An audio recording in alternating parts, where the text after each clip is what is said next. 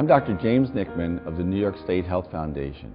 The Be and Fit program of Montefiore Children's Hospital and the Mosholu Montefiore Community Center is precisely the type of project we would like to help support. It addresses the alarming rate, almost 30%, of obesity among New York high school students, and it does it in a way that could be replicated by providers throughout New York State. Be and Fit is the Bronx Nutrition and Fitness Initiative for teens, and it's essentially an after-school program where we focus on weight loss, weight maintenance, and we try to teach behavior changes in the areas of nutrition and fitness. What's unique about our program is that it's kind of like Weight Watchers meets Big Brothers.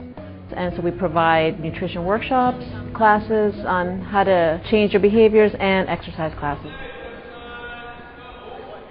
It's a combination of teaching kids proper eating, having fun the way kids like to have fun, building their self-esteem, getting them out there, teaching them activity for the first time, and helping them form friendships that will really help them make changes. When I used to eat a lot before I came to this program, I used to be lazy and used to be sleepy a lot.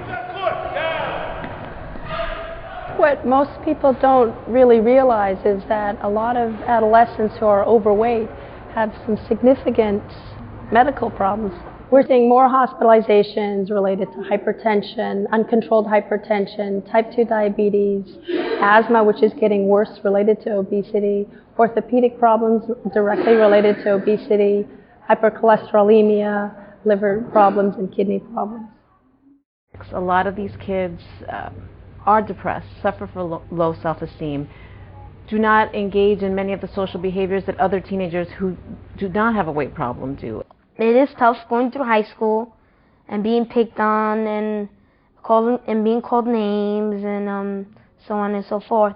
So I think, aside from the serious medical consequences, I feel that the psychosocial consequences of obesity are truly the ones that are more damaging. To just pretend like you never even heard it, or to laugh it out like if it doesn't bother you. And sometimes it works, and sometimes it doesn't always work. He was really struggling with not letting go of the junk food. That was the problem. That was the problem with him eating junk food outside. I was at a doctor's appointment. My doctor recommended this program, so my mom signed me, my sister, and my brother up, and they brought us in. When you go to a doctor's visit, you go home. It's done. You know, they talk to you, they lecture you. You should do this, you should reduce the amount of food, you should exercise more. They tell them all the right things. But when you leave the office, you go back to the same thing.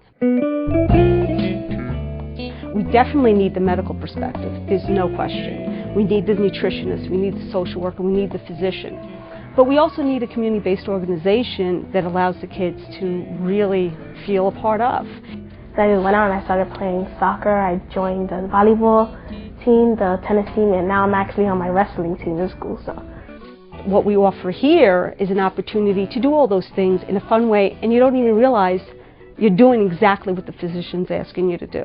And what we found, since we've moved more of our programming into the community center, is that our attendance rates have in fact increased several-fold.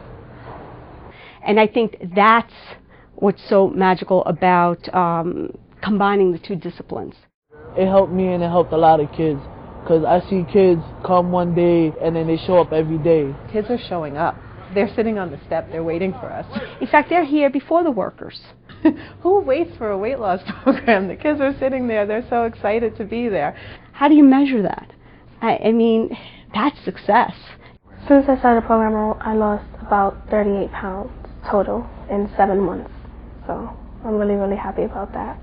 In the beginning it was hard for her, but she's used to it now. She cooks her own food, she knows what to eat, and they taught her a lot. Because you can teach them all this nutritional stuff, the feel-good stuff, but if you don't change the way they see themselves and the way they move in the world, then it's not going to continue for the rest of their lives. You have to change the way the person feels and thinks about themselves to make a real difference. And that's what we're seeing, and that's what's exciting.